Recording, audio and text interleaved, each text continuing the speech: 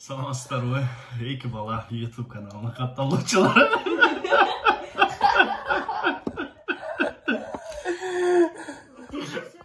Саламатсыздарбы? Эки бала YouTube каналынын катталуучулары. Сиздер менен мен Сейитбеков Нуржигит.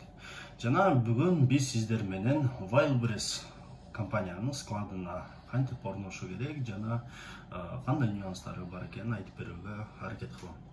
Московский область боюнча эки склад бар, жана мен Электросталь шаарындагы складында иштейм. Иштегениме 2 жума болуп калды. Жана кааласаңыздар, кимдер жумуш издеп жүргөн болсо, биз менен байланышып, сиздерге жардам бергенге аракет кылабыз. Бирок алгач айтып кетүү нерсе бул сиз өзүңүздүн уюлдук телефонуңузга Wildberries Job деген приложенияны жүктөп алышыңыз керек. Жүктөп алгандан соң анкетасы бар, ошол анкетаны толтуруу керек.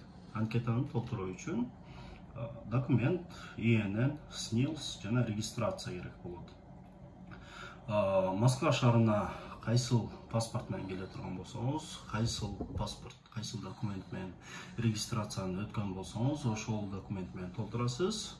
Анын ичинен кайсыл жылы берилген, кайсыл компаниядан берилген, кайсыл жерде жашайсыз, регистрация кайсыл дата менен берилген, ошол сымал маалыматтарды толтуруп анкетага анан жибересиз. Жибергенден соң 2 жооп келет.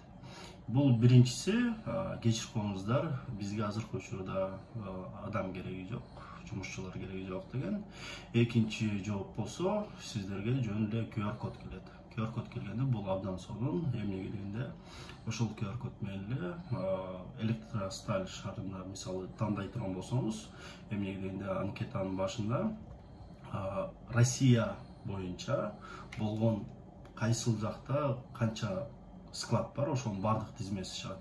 Именно Электростальды тандап ала турган болсоңуздар, биз сиздерге жардам бере алабыз. Эмнеге дегенде, биз өзүбүз ошол жакта иштейбиз. QR код келгенден соң, сиз биздер менен байланыша турган болсоңуздар, биз сизге эмне болуу керек, кандай болуу керек, ошол жактан да кошумча маалымат беребиз.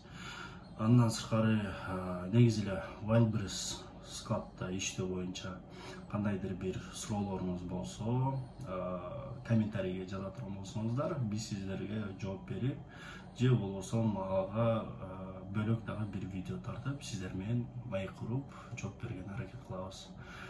Сиздер менен болгон мен чоң рахмат.